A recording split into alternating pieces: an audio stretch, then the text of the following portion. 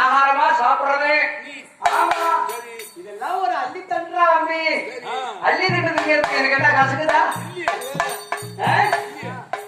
அதனால வந்து இந்த வில்ல வளர்ச்சி கட்டிட்டா ஒண்ணு தர போறீங்க. ஐயா அள்ளிங்க